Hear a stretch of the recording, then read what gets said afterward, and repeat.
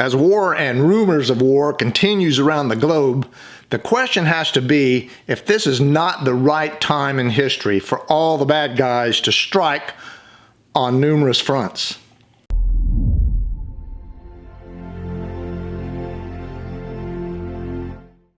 Hi folks, and welcome back to the Storm and Cellar. In the last 3 years, through their inept actions, the U.S. has emboldened their enemies to destabilize regions throughout the world. With the fall of Afghanistan, the world watched as the Biden administration left billions of dollars of weaponry in the hands of the Taliban while neglecting to notify allies such as the UK that they were leaving. As America tucked tail and ran like a thief in the night, leaving behind 16 dead U.S. military personnel, U.S. enemies realized that with the lack of and failure of U.S. leadership, it's now or never to complete their strategic goals. Point in case, when the U.S. had the Iranians on the ropes by withholding oil embargo money, the Biden administration reversed that decision and gave $6 billion of frozen oil money, which was kept in Qatari banks, and gave the money back to Iran with stipulations. Naturally, the Iranian Ayatollah laughed at Joe Biden. However, it didn't stop there.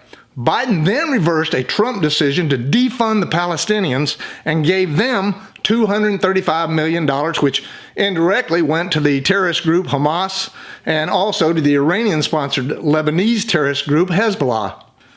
By the way, did I mention that it's been reported that the Afghan Taliban members was embedded with the Hamas during the attack? Also, they're using U.S. M4 assault weapons left behind in Afghanistan. There's pictures of it.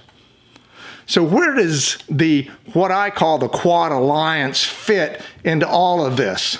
Well, while China builds its prestige in the world by brokering deals with Saudi Arabia and while accumulating all the critical minerals throughout the world, and Russia continues to battle Ukraine, depleting the U.S. military weapons stockpile, and of course North Korea continues to pop off ICBM missiles throughout the region and particularly near Japan.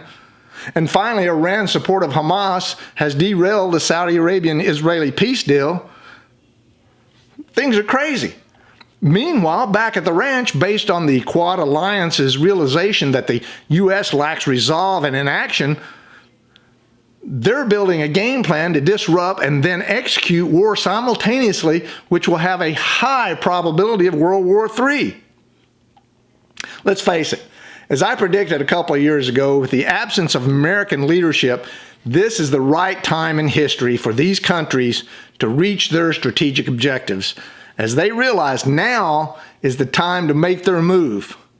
Why? Because let's face it, the U.S. grows weaker each day economically with $33.5 trillion deficit, and with the devaluation of the dollar, a military that's stagnant and misfocused by substituting combat training for wokeness training and having a hard time recruiting, an open border that has allowed millions of unknown terrorists, cartel members, illicit drugs, and human trafficking into the U.S., and millions of illegals heaped on top of an already strained public system that can't support them, and finally advocating for an all-electric vehicles with a crumbling infrastructure, which includes a very vulnerable electric grid system that can't support an all-electric America. The U.S. leadership has either lost all sense of reality or they are intentionally putting America behind the 8 ball. The U.S. is stretched way too thin on every level, and with a huge Marxist population, don't expect to see the kind of support for war that we saw in yesteryears, not anywhere close to what we experienced in 9/11. The U.S. is not in a safe place to conduct effective geopolitics. One of America's instruments of power is economics, and they are so in debt that they've relegated that element to the trash heap. Remember, throughout history, every great nation who overspent literally crumbled. America is no different. So this administration will have to put on some sort of a show of force and solidarity with Israel, as President Biden is doing now by sending the USS Gerald Ford and its fleet to the Med to support Israel. Yeah, right. What kind of support can they provide? Troops? No. Air power? No. The U.S. administration definitely doesn't want to get involved in a shooting war with Hamas or Hezbollah, even though they were instrumental in causing this mess in the first place. I'd like to say the fleet could provide Israel intelligence support, but like Israel, the U.S. intelligence was a complete failure in detecting and reporting the Hamas attack.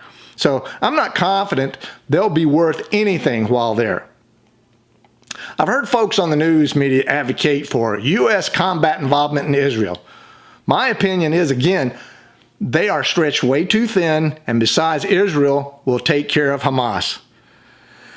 The Israeli Defense Force is a very competent and skilled military force. The first part of Israel's doctrine is they cannot afford to lose a single war. With 3 active combat corps, 14 combat surface ships, 6 submarines, and 323 top-of-the-line sophisticated fighter aircraft, they're more capable of handling their own affairs with Hamas and Hezbollah and don't need anyone else's help. Where it gets really sticky is when this spills over into other Arab countries and Iran, which I think they will. The IDF is not messing around with Hamas in the Gaza Strip. They've currently secured the border in Gaza and deployed forces on the Lebanese-Israeli border. Now comes the hard part, laying actual siege to Gaza and reestablishing combat forces inside the Gaza Strip. Tonight, it's reported that the IDF has just cut off all food, water, and electricity to the Gaza Strip in preparation for combat operations. The IDF will have to engage in door-to-door fighting, which will result in the deaths of many Palestinian civilians. This will be a bloodbath that won't sit right with other Arab nations, and of course, the rest of the world just won't have the stomach for it. So will the U.S. support Israel? Politically speaking, I'm guessing U.S. leadership support will wane quickly, which will further entice the Quad Alliance to execute their military actions or invasions.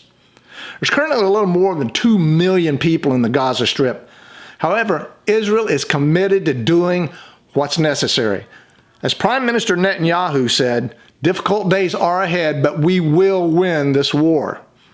Unlike U.S. leadership, Netanyahu is a wartime leader, and President Biden appears weak on the international stage. On Saturday morning, when he finally woke up, he gave a less than 3-minute briefing and took no questions from the press. Yesterday afternoon, he found time to throw a barbecue for his staff. Definitely not showing the world that he's in command of the situation, as well as the consequences of Israel's actions and how it might affect others in the region and the world. As Rome burned, Nero fiddled. As World War III looms, Biden apparently eats barbecue ribs. So what's your thoughts? I want to hear from you, so put your comments below. If you find this video informative, please like, subscribe, and share with your friends and enemies. So until next time, make sure all your takeoff and landings equal.